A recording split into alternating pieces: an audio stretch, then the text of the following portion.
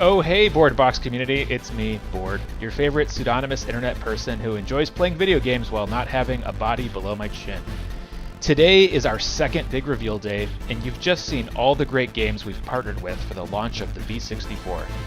Much like the Genesis board box, the B64 will not only include a set of game assets, but will act as a pass to our private gaming community, and provide access to additional game items, early demos, tournaments, and a lot more. We're now going to follow up the initial reveal trailers with a bit more in-depth conversation with the teams behind the games, and look more closely at the specific game items every B64 owner will be able to claim very soon. This will just be a small taste of game content, and we'll be bringing you more of these 5 game partners inside our dedicated channel in the Boardbox Discord, to help you onboard into the games more easily, and talk with friends who love playing that particular game. So see you inside the club. After the stream ends, join us for a community Twitter space and AMA. We'll share the link via our Twitter account soon. Talk to you there.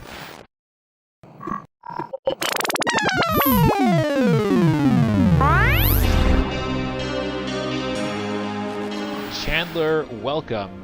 We were really honored to have Eden Brawl as the first game revealed in the B64. I want to say, in terms of game readiness, Eden Brawl has been one of the most furthest along titles in development that we've ever worked with, which is very exciting to me. Can you talk about how the game evolved over time, as you've been working on it? What has remained the same from the start? And did you experience any major changes, expand on the game as it evolved? Yeah, we got our start a very long time ago, and I tell the story a lot, but I think it's really important because we started about 6.5, almost 7 years ago now, I think. And I had always wanted to make video games. I kind of knew, even as a kid, it's like, hey, I'm going to make video games at some point, but went into consulting instead. I don't know why. But always had in the back of my mind, like, I'm going to make games at some point. And I had too much time and money on my hands and said, okay, how hard can this really be? And went out to make an indie game and go to Kickstarter and just have a ton of fun with it. And it turns out making video games is not all fun and sunshine and daisies.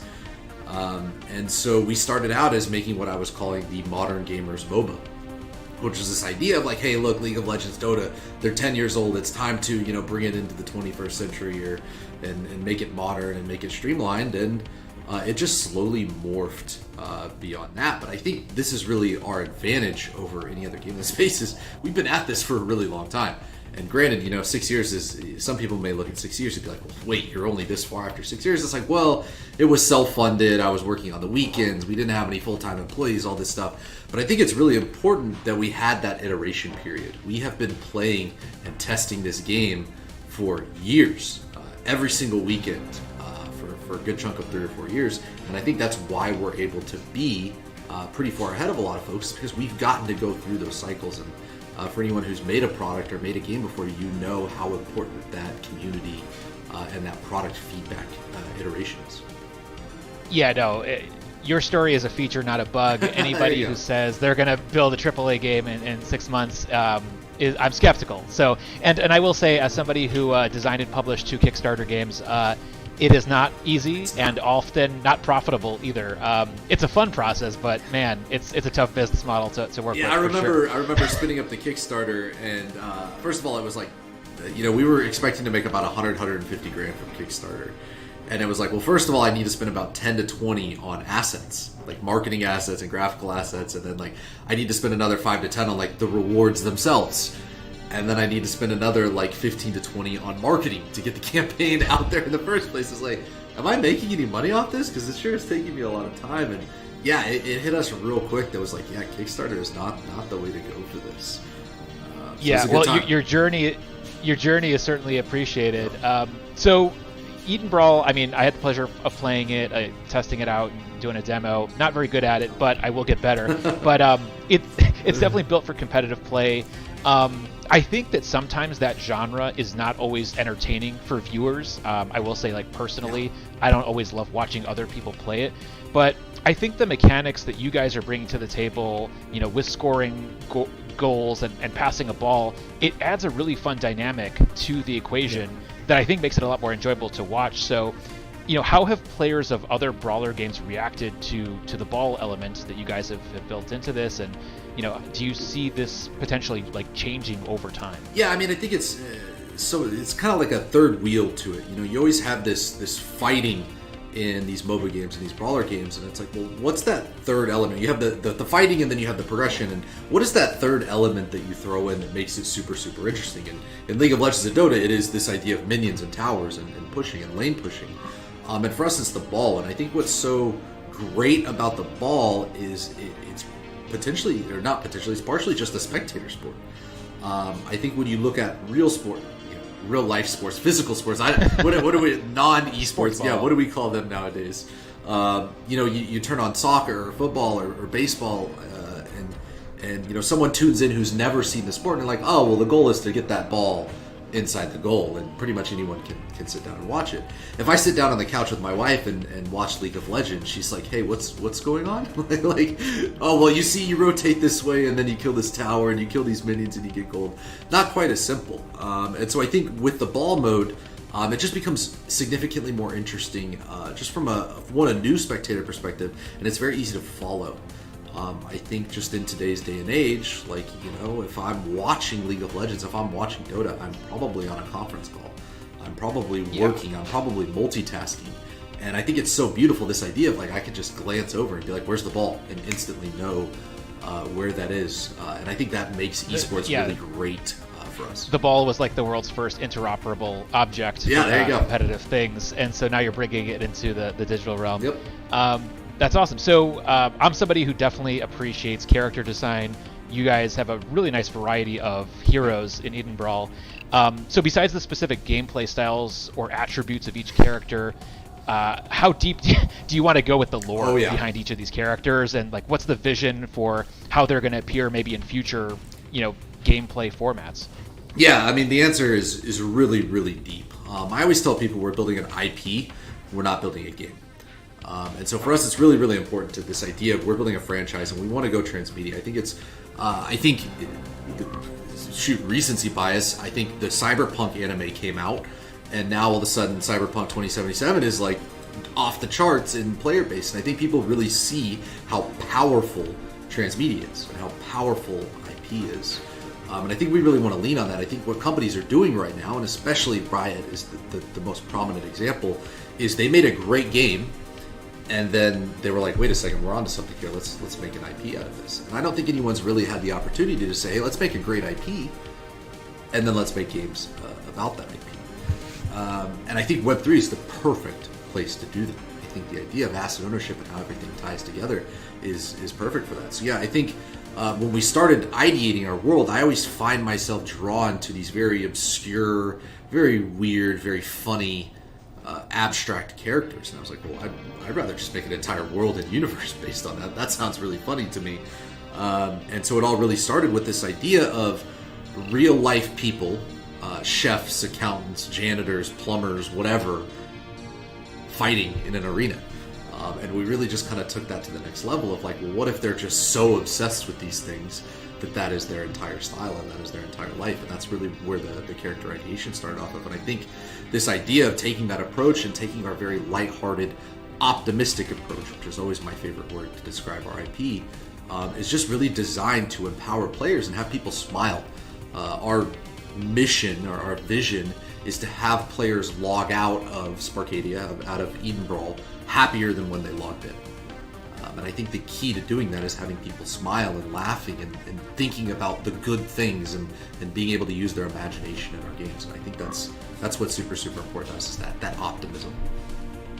I mean, not to inflate your ego too much, but it's very much like the Disney approach. Yeah. Pretty much every story is like there's just this normal kid, and there's this huge thing that's happening in the world, and they have to go save the world. And so, you have these characters that obviously are really unique and interesting, but they also are kind of, coming from a normal world place.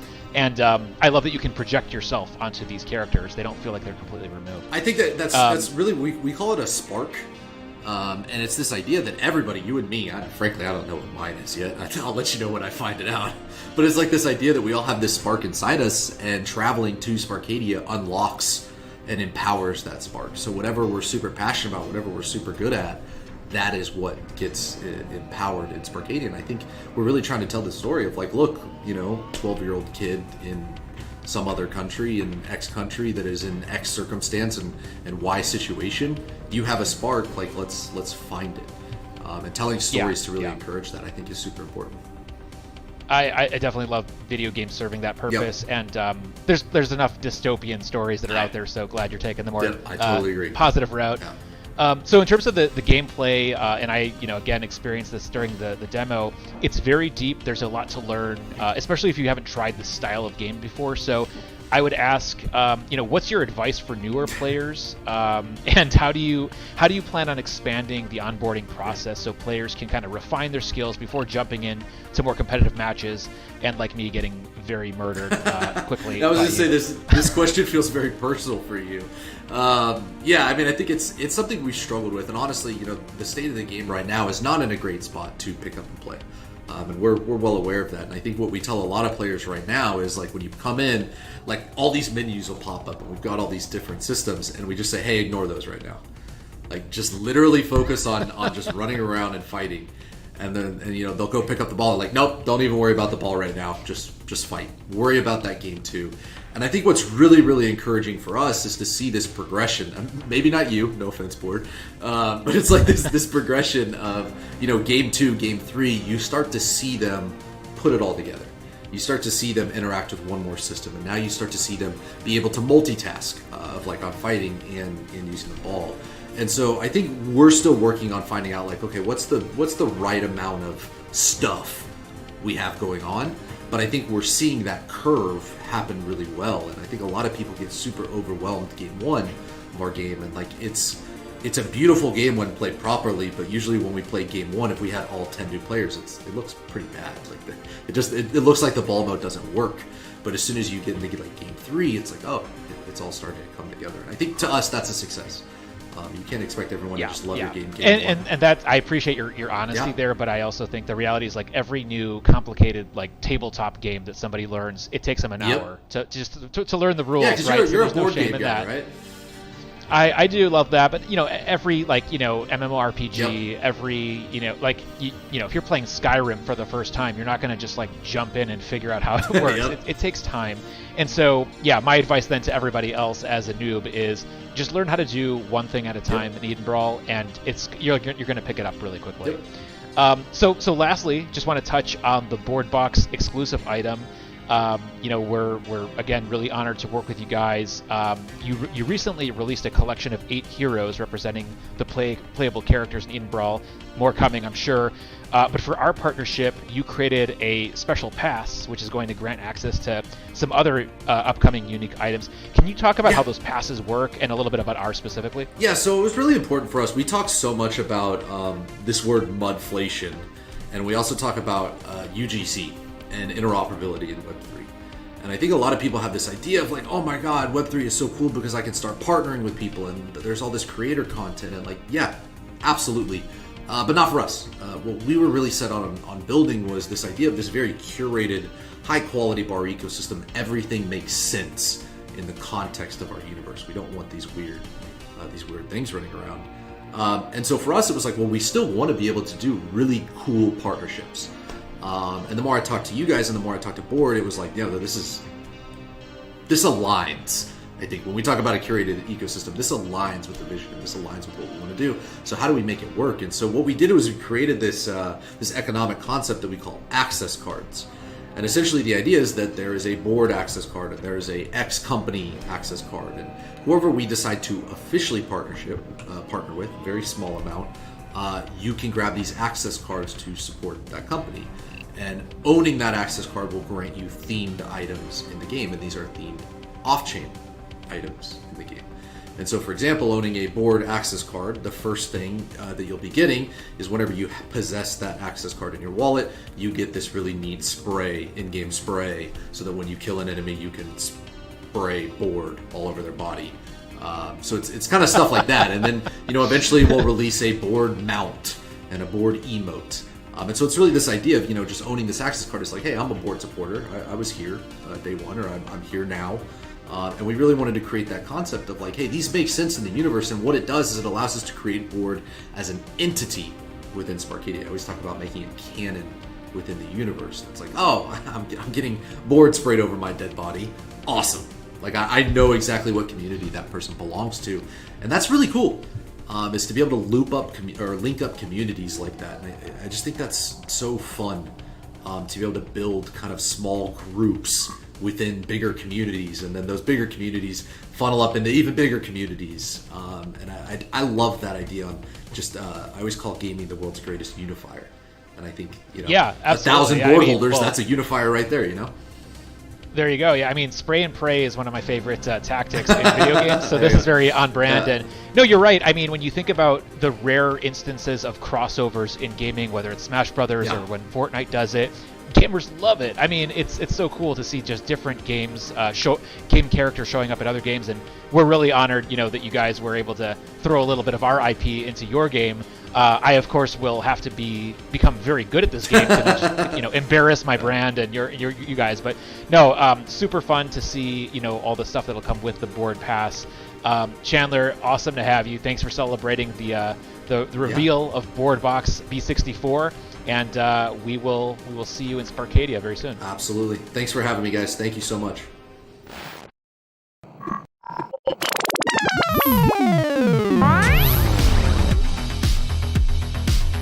Welcome, Sammy, to the Boardbox B64 Reveal Day. I have to say, I'm such a big fan of the collectible card game genre, so I was really excited to work with you guys on our second edition of the product. I wanted to start off with the scale of your game studio. Sometimes people don't always know how much it takes to make a game, what goes on behind the scenes. You have a very expansive and impressive team. Can you talk about how that translates into the quality and the detail that goes into Cross the Ages? Completely. So super happy to be with you today. So my name is Sammy. I'm the CEO and co-founder of Cross the Ages. We are 170 people working on this project. We started this project 25 months ago. So it was in the beginning of September 2020 now. So COVID time. And then the power of this project is the casting behind. So we have 7 writers, 13 people working on the writing. So we have copywriters. We have 100 people, artists involved on the many projects. So they used to work for Harry Potter, Game of Thrones, Star Wars, Marvel, DC Comics, League of Legends, Lord of the Rings, The Witcher, Cyberpunk, Matrix, and all these kind of projects. The power of our project is based on our skill and our experience. So I start video game working on the field of video game in 2011. So now it's 11 years for me to be on the gaming industry. I'm a producer of video game. So we are owner of 6 studios of gaming in Japan, England, France, Brazil, Hungary, and we release already more than 55 video games for brands such Nintendo, Sony, Xbox, Steam, and Android. So I'm a super geek, so I love the card game. I started when I was 9 with Magic the Gathering in 1993, and then I continue with Pokemon and Yu-Gi-Oh in 1996. And then I play to more or less to 25 card gaming, like physical, digital, and our experience today is a combination of all the skill. So the card gaming, the love of the card gaming, we created the game, so from Web 2 and using the blockchain and all the technology to create a Web 3 experience. We're talking now about a play and earn and not play to earn. And to answer to your question, how a team like us can create something completely new is the time. So we need time, we need a lot of time to build that. We will spend more than 2 years to be ready to release this game Cross the Ages today.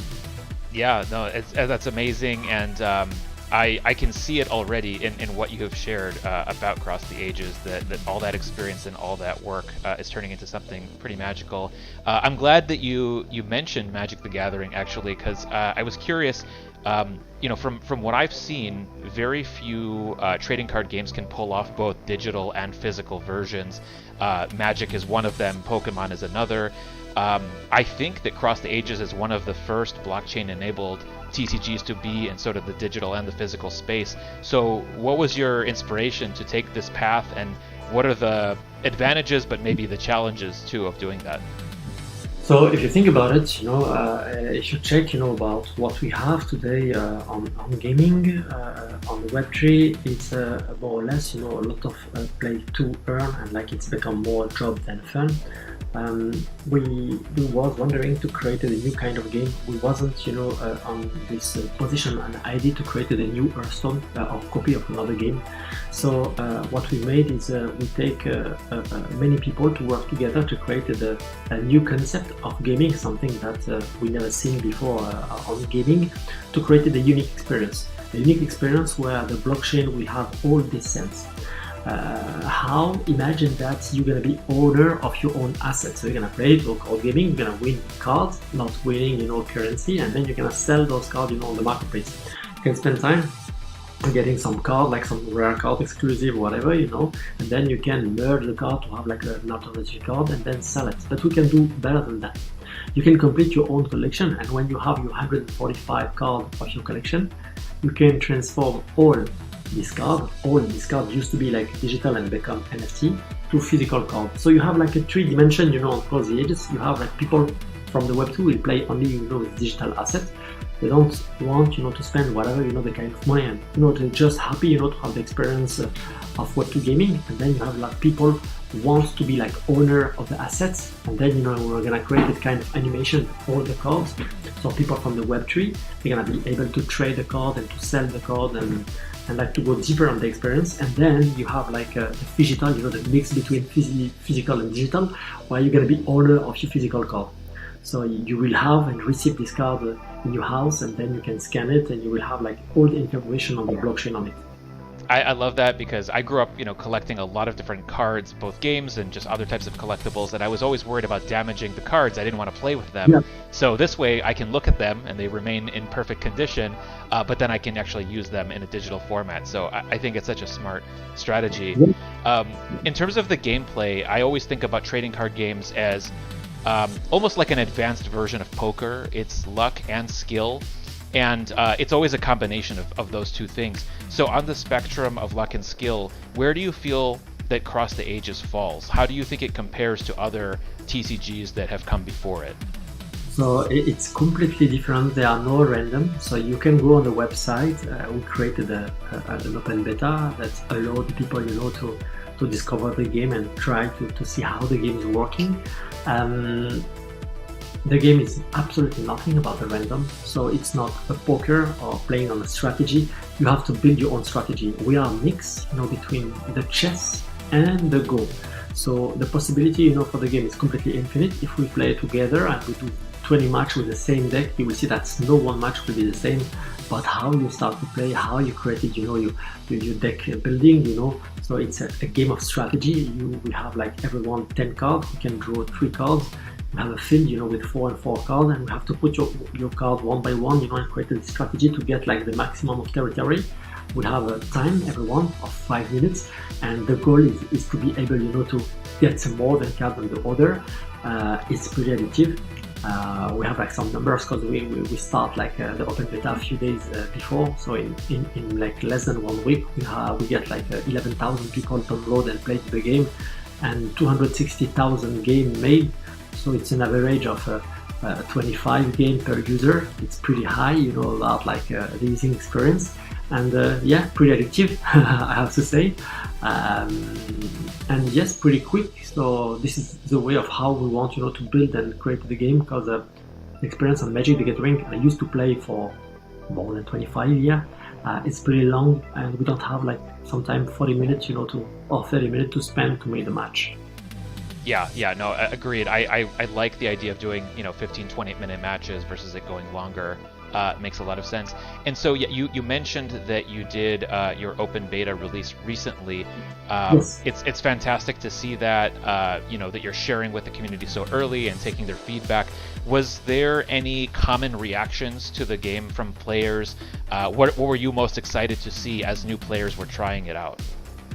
We was super surprised, to be honest. We wasn't expecting, such a huge, Yes, you can check on the video and you can check on the comment of what we put. The community was super excited about the game. We get some problem, about like every game, but it was like between the client and the server, of people when they play and disconnected, on Asia and Europe, and when they play, this is the thing that we have to test. This open beta helped us a lot, to make a patch. So we created a patch 3 days after, the launch, and we solved like 60%, and then we have a new patch tomorrow. And then, this helped us a lot, to create the best experience. We took like all the feedback of the community, and this is the power of Web3. When we used to work on the Web2, we created the game and we launched it like that. Now we have like a very strong community behind the game, and we are able, to take the feedback of our community and improve ourselves. Whatever, if we have people working for Ubisoft or like this company, we don't care about that. Our job is just to be focused on the community and try to create the best experience. So yeah, we all super engaged, on social media. We have like a very huge community and a super active community, and this is pretty good because I think it's the new way, to build video game with a collective intelligence, using, the skill of the people, because you have some amazing people in the community able, to have some idea and like to find some bug that we wasn't able, created like 270,000, created like many possibilities that we wasn't able to do it inside our company. If we made like 10k match, it was the maximum. So it's 27 times more in a few days. So it helped us a lot to have like many data and many reports. Yeah, no, it's amazing. I mean, you guys are getting essentially free research and load testing on your systems, and the players are feeling more ownership when they see that their feedback is being listened to and implemented in the game. So it's a really wonderful way to develop games, and I'm glad that that's the route studios are taking, and that's what you guys are doing. So lastly, just to wrap things up, everyone who is buying a B64 board box is going to be able to claim a really beautiful crate with some fun things inside. Can you talk a little bit about the board box specific item, why it's special, and how people might expect to use it during gameplay? Okay, this is the first experience we made like that. This is the first partnership we created like that. It's completely amazing because the team was super excited about like creating this box. Imagine that on Cross the Ages you have a different kind of chest. We have 7 chests, so with a number of pack, and now we have 8 chests. We have a special chest. It's called like the board box one. So you will have like specific animation, the specific design. All the cards inside will be minted. So you will have like a minted NFT, so 10 NFT. You will have a number of common and uncommon, and you will have a last one. It can be rare. It can be like ultra rare, it can be mythic, it can be like foil. You don't know exactly what you have, but like all the content will be completely different. And all those cards, you can keep them whatever you want. You can start the game and play, as early access with this, because you will have like a special pass. You will have also some CTA token. We're gonna send you, when you open the box, you have a number of CTA token. It will allow you, to transform all your cards from digital to NFT. And yeah, it's super exciting because you have only a fixed number, 1,000 on the world of those boxes. And whatever you want to do, you can open it or not, you can sell it, you can, trade it. The value of that, there are no price. This is the only box we have like with limited version. We never do that again, and all the design is fixed, for board box. So for us, it's something completely insane, that we made, and the value of that, as a player, as a geek, even myself, I'm jealous. I mean, we are so honored and absolutely floored that you guys were willing to do this, and I know that our community is going to love them and cherish them. No one's going to be selling. They're going to hold on to these things. I mean, I want to make like a physical version of this crate and put it in my office to look at. So I might have to commission an artist to do this because I think it's so cool. You have 3 dimension. You can definitely, print it. We created the model, 3 dimension. You just have to print it. It's very easy. You have everything is already made. So just print. It's happening. I'm going to put all my prized possessions inside of it. All the cards that I'm collecting from Cross the Ages that are physical. Well, Sammy, thank you so much. I'm so excited to have the community participate and join your community. I feel like at some point you and I are going to have a few matches as well in Cross the Ages. That should be a fun time. And thank you for being with us on this B64 journey. Thank you very much. Thank you for your time, and I'm super excited, to join, Board Box to this experience.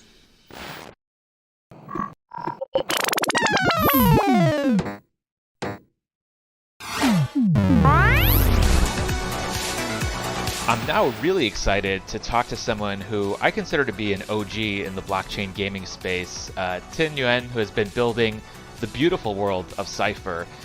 Tin, I've wanted to collaborate with you for a very long time, and I'm happy we were able to make this happen. So for people hearing about Cypher for the first time, can we start with the universe of Cypheria? What inspired this world you're building and the characters inside of it? For sure. I mean, it's my pleasure to be doing this with you, Borat. It's actually been a long time coming, and thank you for doing it with us.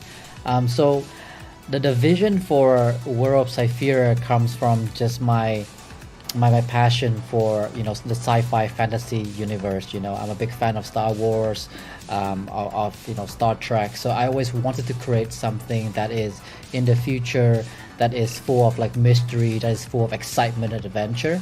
And also I'm a big fan of the whole cyberpunk genre. So it's just really a amalgamation of these two the genres that I love. And I decided to give it a little twist as well on something that is a bit more fun, a bit more not so serious and not so dystopian.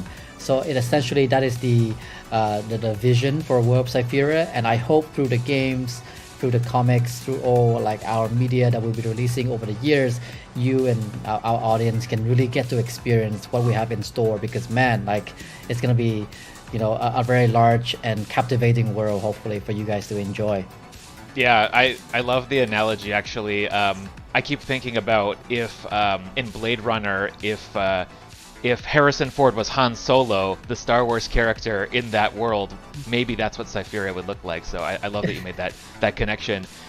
You guys are calling your game an action RPG, which I think is very accurate in terms of based on my early test of the game. So for me, action is what gets a player interested in a game early, and then the RPG element is what's going to keep them hooked for a long time. Do you agree with this sentiment? And how are you designing gameplay in the world of Cypher to keep people coming back for years? 100% in agreement there. I think nowadays, the action, there's a lot of action games out there, especially on mobile, and the action get you to a certain point, and then after that you lose interest as a player. So I think the RPG element, the storytelling, the world building, the character building, the suspense, the adventure that you give the players are very, very important. And that's why we want to ensure that our game, Cypher Odyssey, has a lot of that element in the game. And in terms of how we plan to attract players and keep them engaged for a long time, is due to our live service model, meaning that we have all this, like I said, like large world already planned. So there's a lot of content, a lot of new worlds, new mysteries, new adventures, new characters for you to play, new weapons and gears and amazing spaceships for you to acquire and go on adventure. So I think it's really about content, right?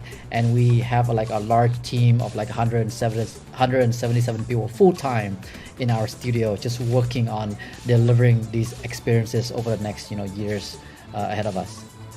Yeah, love the live services approach. Certainly works for Grand Theft Auto and many other titles, just continuing to bring new chapters and seasons to players. So one thing I learned from designing games myself is the amount of iteration and testing that goes on, sometimes for years, before anybody actually plays the game. Since you first shared your gameplay with the community, how has your vision for the game changed? And were there any dramatic adjustments you guys made based on feedback from early players or observations that were made by people in the gaming world?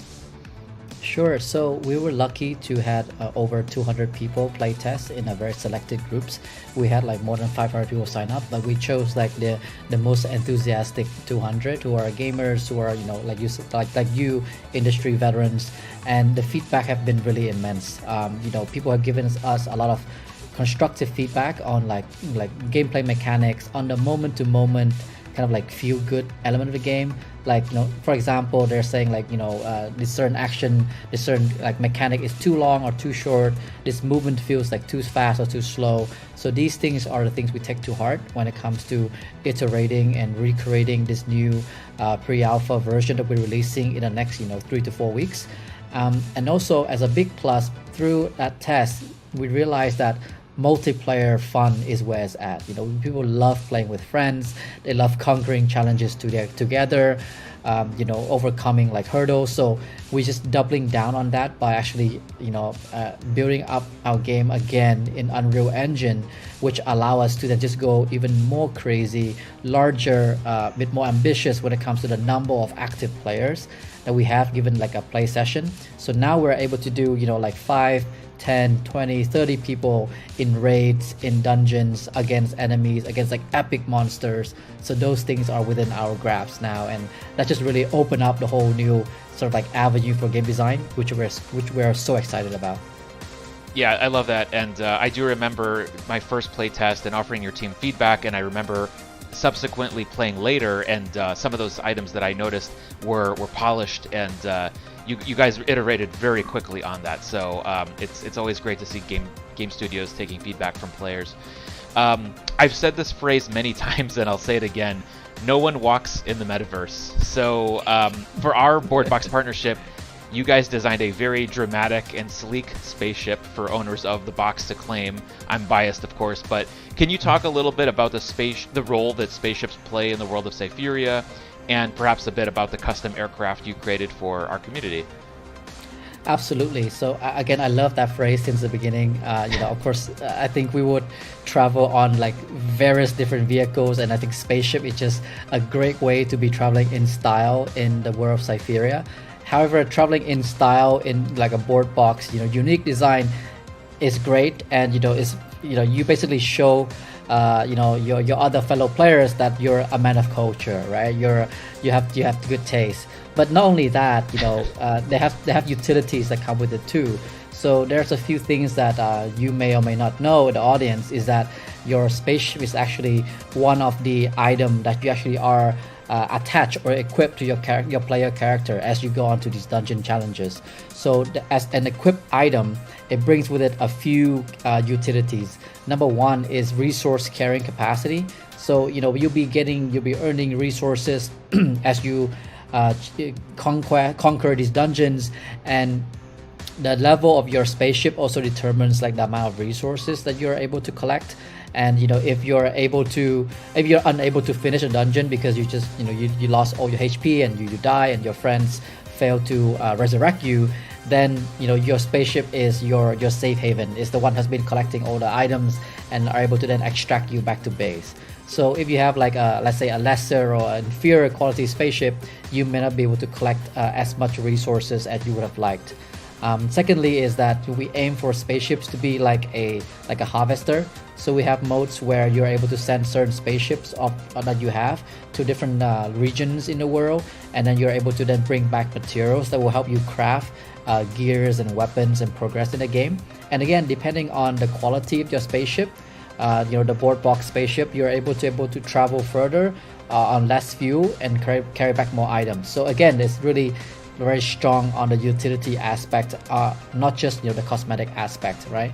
And then last but not least, as you play through the game, you know that we're leaning very heavily on this roguelike mechanic where we bring in, you know, like memory boost as active skills cards that you can have equipped on your body through your gear. And the spaceship itself also have certain elements of boost, active skill cards on the spaceship. So then, you know, we cannot like showcase what exactly is the skill boost that the board box spaceship will have, but expect that they'll be very cool in terms of visual, but also very cool in terms of mechanic that will help you, the players, your team, just that extra bit in order to defeat or conquer the dungeons. So And like I said earlier at the beginning, the visual flair, right? I mean, you gotta look the part to play the part. So I think having the board box spaceship will definitely make you well equipped to be, space jetting in the metaverse for sure. Let's be honest, most vehicles people buy them because they look good, not because they're fast or they're comfortable. But I will say, as somebody who plays a lot of dungeon crawling games, I'm the guy who always runs out of room in terms of like stuff that I'm carrying, and I have to like throw things away. So I'm gonna have a lot of spaceships to carry all my junk. There you go. So lastly, can you talk a little bit about what's coming up for the rest of 2022? I know a lot of people are excited by Cypher, and they've been supporting you for quite some time. Any fun nuggets of information you can share before we close out? Absolutely. So we have our exciting pre-alpha playtest, this time totally built on Unreal Engine 5, releasing in the next 3 to 4 weeks. So I'm very excited to see you guys there, especially you, Board. And for the end of the year, early next year, we're aiming to release our alpha, which is more like, a lot of the feature will be done more complete into the game loop and the meta progression. So you can expect like crafting, you can expect like progression, crafting meaning also crafting your spaceship, progressions, it does like leveling up, and in-game marketplace where you and as a player can trade with other players, all your different gears and your spaceship and your weapons, right? And towards the early like Q1, that's where we release our beta, which is with an economy with a testnet token, and then towards middle of next year is when we aim for our game like regional launch. So those will be the exact exciting milestones that we hope to welcome you guys into the Cypher Odyssey. And thank you so much for just supporting us all this time. Yeah, thank you, Tin. That's a lot of things that are coming in the short term and in the longer term. So thank you for sharing that, and thank you for celebrating the launch of the B64 with us. We'll see you in the world of Cypheria very soon. It's my absolute pleasure. Thank you.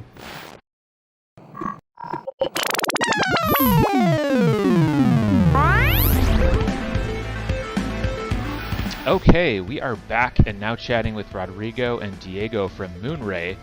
The look and feel of this game is extremely distinct. To me, it feels like something we should expect on a different planet that has life, and not something that looks similar to Earth. And candidly, I think most video games kind of look, like what we're used to seeing around here on this planet. So, can you guys talk about the inspiration for the environment and the character design behind Moonray? Yeah, we'd love to. It's definitely, we set out to make something that looks very, very different and try to come up with a new type of sci-fi, just because, we're kind of a little bit, everyone else is doing things, everyone's doing similar things, and that's great, and there's definitely, a place for that, but we wanted to really stand out. And not just do near future sci-fi where it's like, okay, it's things that you can expect. Everything is basically still made out of nuts and bolts with panels and stuff like that. We wanted it to look very different. We definitely want it to look like a very far, far future, surreal kind of world. So that's kind of like just been like a creative inspiration. And then from the business side too, it's like if you're a small studio, if we were to do like, okay, let's do a medieval Japanese theme. God, there's big studios with huge teams doing that. Like we can't do that. We've got to really stand out. We got to get people's attention. And one of the ways to do that is to have a really like unique visual environment. So we've put together like a really great team of really creative people. We're producing a whole comic book that, the comic book is actually ahead of where the game is. In other words, we have like really good comic artists, and we've just told them to just go nuts and do whatever they want. And then we take ideas from that to put into the game. So we've built like a really cool kind of creative environment inside the company where we constantly tell people, just go nuts, do something new. Like you're a good sculptor, you're a good artist, you're good this, just do something new. Like we don't show us something that we've seen before. Don't show us an orc, and don't show us medieval armor. Show us something that's really, really new. And the artists are having a lot of fun. And when you kind of unleash them and just tell them to just be as creative as they want, you get really good results. Well, I'm going to call it a sci-fi surrealist dreamscape is what I'm calling Moonray personally, and hope you take that as a compliment. But to that point, you guys have a lot of, just personal gaming experience. Obviously, you're trying to be different, so you know what exists on the market. In terms of your own just kind of personal gaming preferences, was there anything that inspired Moonray? Are there any well-known games from your past that you really kind of wanted to iterate on, or just apply a different kind of lens to? Yeah, I mean, and really the kind of games that, like, especially I and then our lead game designer play, which are, I mean, I guess we're the ones that most influence like the direction of the game, are, you know, classic third-person action games like Devil May Cry is awesome. You know, really good feel to combat. Open world games are awesome too. We love those kind of games. And then we play a lot of fighting games. Like our game designer plays Tekken. I play a lot of Street Fighter. So that's kind of the what we're used to. So we're building something that's third-person action, but we really want to have that fighting game feel where it's you know, a deep combat system with combos that you really have to know how to execute and things like that. We're still not there yet. It's going to take a little while for us to get to where we're happy with it. But that's what we're looking to do. In other words, it can't just be a button masher, although it has to be, you know, I guess gentle enough that, you know, beginning players still have fun. But it's something where if you really want to take the time to learn and master it, it takes a while, and your time is rewarded. And that's what we get from playing, you know, I think Devil May Cry in third-person action was one of the best for that. Like, you know, really good combat system. Monster World Hunter is also really good combat system. And of course, you have Tekken and Street Fighter, just, you know, world class in terms of really deep gameplay. So that's the kind of games that inspires. And then we just, everything they do within this, you know, really cool visual environment. So we just make everything look really crazy, and then have solid gameplay that you can spend a lot of time, you know, practicing. Yeah, I love that you mentioned games that are in a completely different genre. You know, Street Fighter is not what I expected to hear, but I appreciate the fact that you are pulling elements from different kinds of games. Also, Vega for life for Street Fighter. So I'm a Dhalsim player now, Dhalsim and Blanca. Yeah, it's a good choice. Good choice. So let's get into the gameplay of Moonray. You know, what are some ideas or plans on how you guys are going to do player versus player matchmaking? You know, how are you going to make sure it's fun for people who are new to the game, but also down the road, you know, just keeping it fresh for veteran players? Yeah, I mean, so right now what we are working on and polishing are basically arenas, battle arenas. So 2 versus 2, 4 versus 4 mostly, in a few different game modes. You know, free for all, team deathmatch, warpath, you know, capture points and things like that. So a lot of the classic kind of stuff, but really it's small scale combat in relatively small arenas. You know, so that's the first sort of like basic building block that you have to nail. Like a one-on-one encounter or 2 versus 2 encounter has to be really fun. And the best way to do that is to build small arenas first and make sure that small scale combat is fun. But where we're taking things, you know, by the end of the year is introducing our own version of Battle Royale.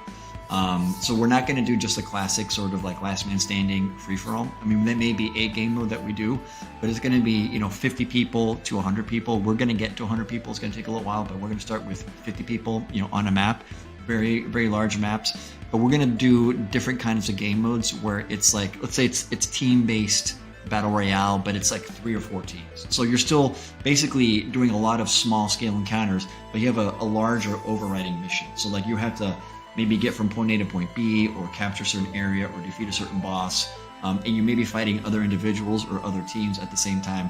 So it's basically just taking the small-scale combat and just putting it onto a, you know, on a larger scale, but the same kind of core element. And then we have a lot of ideas of how to do game modes that are kind of Battle Royale inspired, but not traditional Battle Royale. But I think that will make sense in a large scale world, because where we're going to take things after that, you know, sometime next year that we're starting to work on is open world, persistent, you know, Battle Royale essentially. So we'll start to build out the entire Moonray, you know, world, like the, you know, the first, you know, continent, let's say.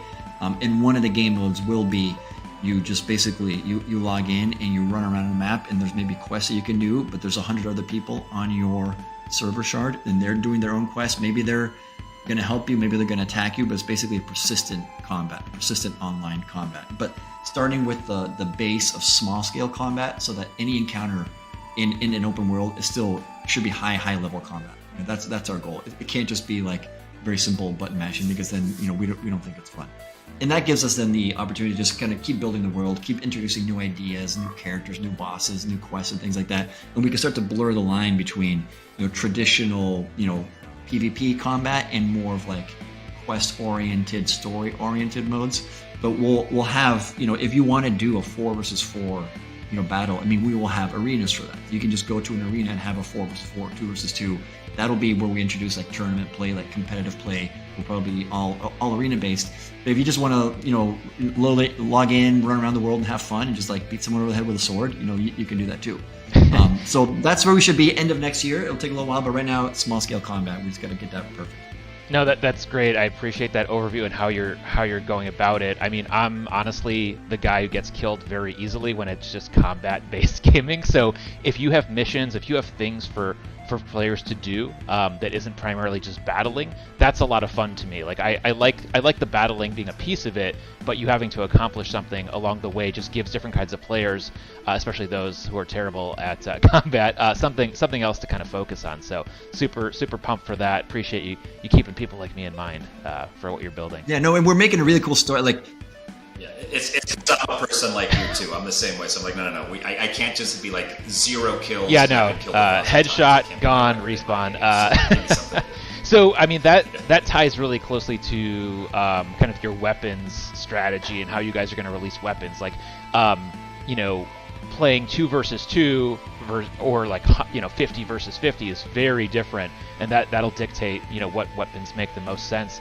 So how are you guys thinking about that? How would you suggest new players equip themselves in Moonray? And how are you planning on expanding weapons over time as your various game modes evolve and change? Yeah, I mean, the short answer is pick whatever weapon you think looks cool, right? What we're doing in the background is balancing the weapons so one weapon doesn't have superiority to another. Now, one weapon may be faster, another weapon may do more damage, but it should even out, so you'll have to pick a weapon that matches your style. I think the important thing to say, we talked about Street Fighter before. Street Fighter, you pick the character and that's your moveset. That character moves a certain way, has certain attacks. The way we're doing it is the weapon is the moveset, right? So you have an avatar, you pick up the greatsword, you know how that greatsword moveset. You pick up a katana, totally different moveset. You gotta learn it, but you're able to switch with your character through different movesets. So pick something that works for your style. You might want the faster ones, you might want the heavier attacks, whatever it is that suits your style, but it should even out. Our job is to make sure that, everyone's playing with the greatsword because that's the weapon that kills everybody. So that's not going to be the case. We're working very hard to make sure that it's fair and balanced, and we'll be executing that. In terms of what we're rolling out, so right now we have greatsword, katana, rapier, double blades, which looks pretty cool, and this claw attack that we developed as well. Those are the first 5 weapons / movesets. We're going to be releasing these constantly. The same way that we're going to be releasing new levels and new character avatars, there'll be new movesets: spear, axe, warhammer, and we're going to do ranged attacks at some point, spells, guns, things like that. All of that is in the works. So as new weapons come out, remember, hey, you can just pick up that weapon and play it with your current avatar. You don't need a new avatar to do it. So I think that's sort of the benefit of this, is you can switch through different weapons, different types of attacks to find something that matches what you like. Eventually, we'll have NFTs that are weapons. That's going to be visual, like you have a great sword, but it's flaming or it's glowing or something like that. Pick something you think looks cool for you and for your character. But we're avoiding, pay to win. You're not going to be able to buy a weapon that beats everybody in the level, because that's not what we're about. You're going to have to practice, get good. Well, you should absolutely not take notes or suggestions from me, but I'm going to just say it. If you want to throw in some kind of like shuriken or throwing stars as a weapon in the future, they look cool, okay, and they're somewhat effective. So just putting that out there. So let's wrap things up and talk a bit about the board box skin that everybody is going to be getting with their board box B64. Really love seeing the early concepts and are really honored that you guys created a special edition in Moonray for us. Of course, I'm biased. It's very slick. Can you share just some details about the board skin relative to the broader collection, and maybe just talk about kind of characters overall? Yeah, that's a good point. So again, we're avoiding pay to win. So you can't buy a character that beats all the other characters. That's simply not available the way we're developing the game. Basically, think of a character skin. It falls, there's 3 categories. There's a category, there's a type, and there's a style, let's say. So the categories right now, we have the Mium Hero, which the board box is one of. We also have Mium Champions, Mium Veronas, working on the Knights of Ragu, all these other things that fit within our lore. Within each category, you could have multiple types. For the Mium Champions and the Mium Veronas, we have, I think, 15 to 18 types within that category. So the types are different skins, but you can see how they're related. Like, it's a certain style that goes with them. And then I shouldn't have used the word style, because style is really going to be the colors. So within a character or a category and a type, you'll have different colors of that skin, and those are the styles. So a lot of variety. At the end of the day, the character is what you make of it. You have to get in there and play. You don't have more powerful or less powerful characters that you can purchase. What I will say about the one we made for you guys, the Mium, which falls in the Mium Hero category, we have two right now. We have the Foundation Mium Heroes, which are the very first NFTs that we did for our very early supporters, and then we have the board box Mium Heroes, right? So I mentioned the Mium Champions. There's like 15 to 18 different types. I'm not sure how many we actually have at this point. Where the Mium Hero is going to be a little bit more exclusive, fewer types, a little bit more of elite in terms of visual. Again, it doesn't give you a benefit in game, but it's going to be a little bit rarer. No, yeah, that is the right way to go. Make people earn their way to the top through skill and practice, and if you want to look cool along the way, 100% agree with that. So thank you guys again for doing that. Really excited to wear that skin as my co-founder and I fight you two in a 2 versus 2 battle. We'll have to stream that, have some fun with it. But Diego, Rodrigo, thank you guys. Really appreciate it, and see you in Moonray very soon. Awesome. Thanks, guys.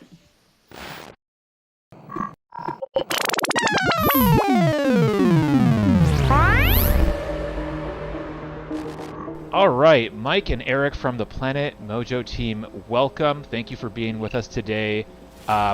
Mike, really appreciate getting to know you, and as you've released kind of more content and trailers about Planet Mojo, I feel like I see your personality coming through a little bit in the universe you're creating. The vibe I get is kind of fantasy, but with a bit of sweet and snarky sense of humor. Does that feel right? Are you inspired, by any particular franchises, kind of from your own past, or as a fan, as you're building this new world? Yeah, well, I'm glad you threw the snarky in, because I wanted to. You had it right, but I think there is also a dark element to this too, to balance, which we'll be revealing more of over time. But yeah, I think you do have it pretty nail on the head. I mean, I think the big thing is we wanted to create a fantasy world that felt real, one, and a place people could escape to and come back to, because one, it's cool, and two, just to see what's happening as the story evolves. And I think we looked at things, we looked at the Web3 space, we saw a lot of very generic fantasy, sci-fi, cyberpunk stuff, and I wanted to make something more sort of organic, less metallic, for lack of a better word. And so, yeah, I mean, Eric and I definitely were sort of there at the beginning, and I don't know if you want to add what things inspired us. And Oh yeah. I mean, we're old school fans of all the awesome things like Star Wars and the Dark Crystal, and then more recent movies like Avatar, both the blue and the Airbender variety. Got to mention all. Yes. We also took some inspiration from Game of Thrones, because they have such a rich and diverse world, and the world building is so deep, and we want to bring that into the characters that we're creating. Our Mojo character in particular was inspired by Little Big Planet, and a combination, of course, of Groot from Guardians of the Galaxy and other elements like that. But we think we bring a unique flavor to it. No, absolutely, and I can see that coming through. The Game of Thrones threw me off a little bit. I guess everyone's going to get murdered in this game, so that's what we're going. I just wanted to create the world. Yeah. When I play against you guys, I will definitely get murdered. So speaking of play, what caught my attention was that you guys have kind of positioned Planet Mojo as a suite of games, and that seems like a smart approach. And we've certainly seen that from companies like Riot and Blizzard, where you kind of build an IP and then you have different types of gameplays that come out over time. So you're going to market first with an auto chess style game. Can you talk about the first game, and maybe if anyone's new to the idea of auto chess, what that means, and perhaps some of the rationale for why that's going to be your first edition? Yes, definitely. So the 30-second history of this genre maybe is, well, I'll just start with that. We made a game, in 2017 that was more of an AR and VR game, but we made it with Phil Tippett, and it was, we sort of had to take the Star Wars holo chess scene and figure out how to turn it into a game, which was sort of a TCG meets chess, like on a grid. And then fast forward a couple years, Dota 2 as a mod, their auto chess version came out, and then within a very short amount of time in 2019, Teamfight Tactics and several other auto chess genres emerged. And so we had a lot of guys on our team who liked the genre, and why we picked this genre, and there was a lot of thought put into why we wanted to start here. One was it's not a Twitch game, and we looked around at who was playing Web3 games currently, people all over the world, mobile players, more casual. And this was a sort of the classic, easy to play, hard to master. It's not, you don't have to have super or really any fast reflexes to play it.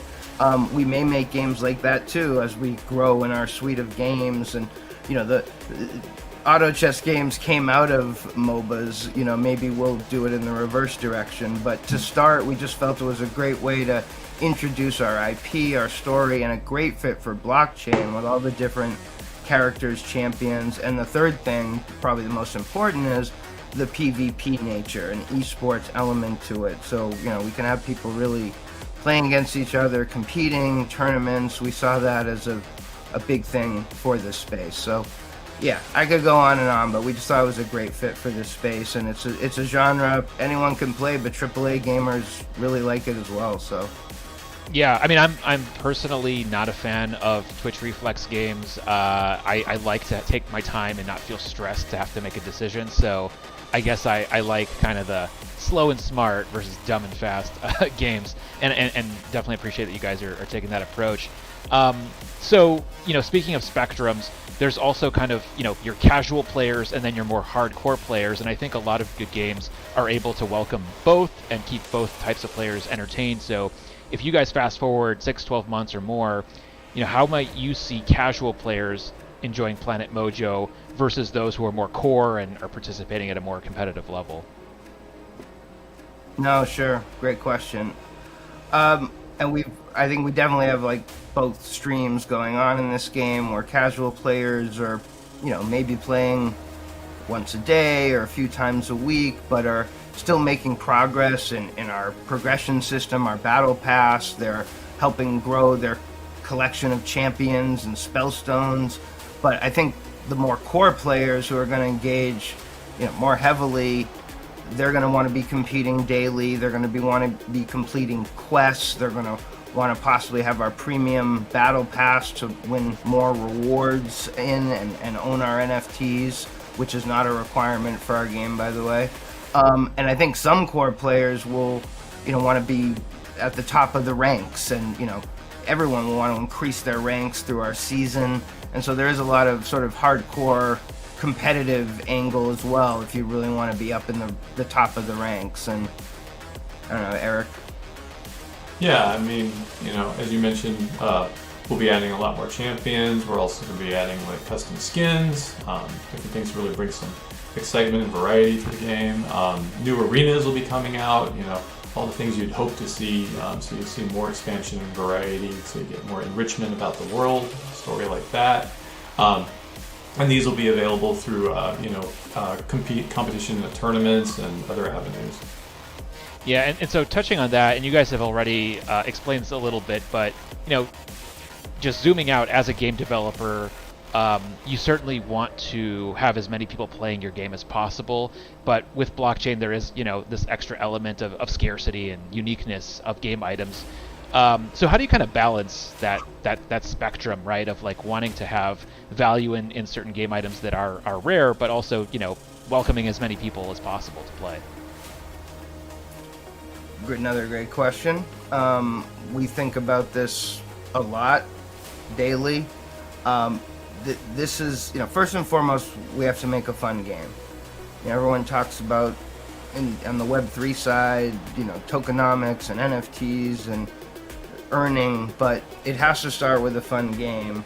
And we've built this really understanding that while we've done well so far in terms of like our growth and our socials and the Web3 side and bringing in those players, that the key to this space moving forward really is to bring in new players, Web2 players, non-blockchain people, whatever you want to call them. So we really set up our game to have a path for those players. You don't have to own NFTs to play, but you can acquire them as you play with a limited supply of rotation of assets that we will sort of take on and off the stores. And so that's where the scarcity comes in with skins and champions and badges, and just like we are doing with you, Board, is having a rare skin collection, right? Like that's how we really want to do this for events and sort of special occasions, and also just through playing the game. You'll have a chance to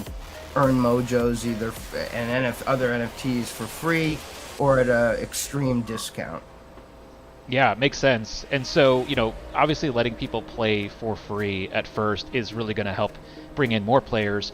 And I think, part of getting a lot of folks to come to your game is just access, right? Where can they play it? So I love the fact that you're launching as a browser-based game and eventually going mobile. Was that always the plan? Do you guys think that consoles or, PC game launchers are also maybe, going to die sooner than later just because the browser can accomplish so much? Definitely hitting on some touch points there. Loaded question. Look, we did think a lot about where we wanted to start from. When we started, there were no launchers and sort of Steam Web3 sites or things like that, but we're definitely not against launchers and downloadable games, and we may end up there someday because we're going to be cross-play and cross-platform. But for us, we saw the road ahead as, having to acquire Web2 players is through the downloadable space is going to have more friction. Mm-hmm. That's a tougher crowd.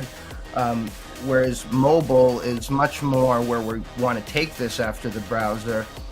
Both of those platforms are much more accessible, wider audiences, and that's where we feel, you have those sort of levers to pull to grow the audience to a more, global footprint, and that's why we made our decisions. Browsers have come a long way. People see our game. Most WebGL browser-based games haven't looked like this yet, but you're just starting to see what they're capable of. So, yeah, that's kind of why, and the wallet connection on Web3 is just a lot easier currently, on a desktop, on a browser than mobile, but we think that's all going to get easier as well. Yeah, makes sense, and I'm definitely excited that you guys are taking this path, as I do think it'll help onboard so many more people. So, wanted to wrap things up talking about our new friend, Froda Swamphag. We had a lot of fun with you guys trying to kind of blend the Board brand into one of your characters, but, not make it feel off and out of place. So, I think you knocked it out of the park with what you came back with. Can you talk a little bit about maybe the original story of Froda, kind of where this character lies in the overall universe, and maybe some of the attributes in the game? And then, what the complete package of game items board box owners will be getting. Eric. Sure. Yeah, so, Froda Swamphag. She belongs to Clan Croaker, and they are mystical shamans who can enter a psychoactive state by inhaling swamp gas.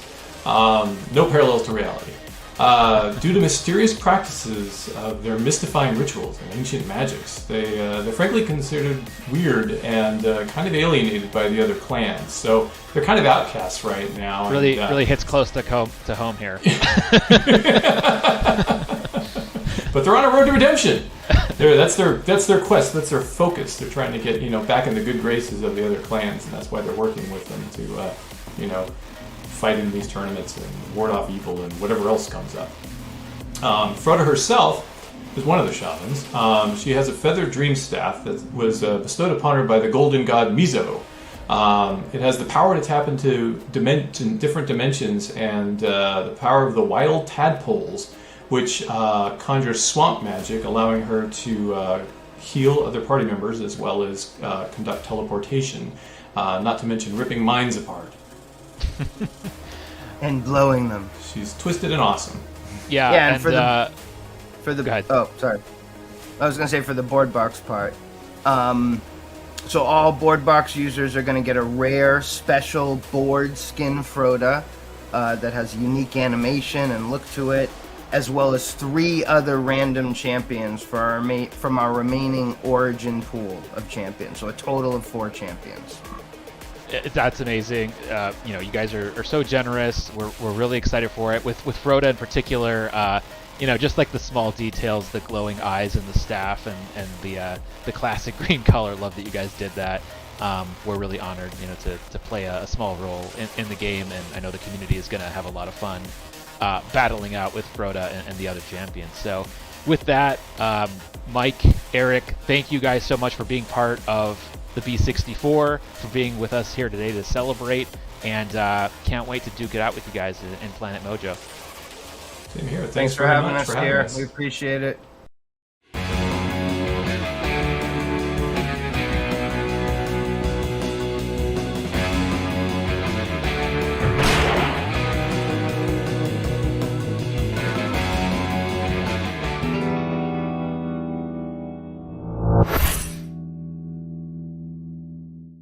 Hello again! For those of you who picked up a B64 before our reveal today, you now know you've made a very wise decision. For those of you who haven't, I hope today's presentation has gotten you excited to go and mint. Cypher, Planet Mojo, Cross the Ages, Eden Brawl, and Moonray are incredible partners, and we're honored to have exclusive board box items exist in their universe. They placed a lot of trust in us to bring them true players, and we know the board box community won't disappoint. Get your B64s ready, and we'll share an update shortly on when and how to claim all your game items. Remember, once you open your board box, it stays in your wallet and acts as your membership pass to everything the community has to offer. With that, I hope you join us shortly for the community Twitter space and help us celebrate all the news and new community members joining this club. Board out!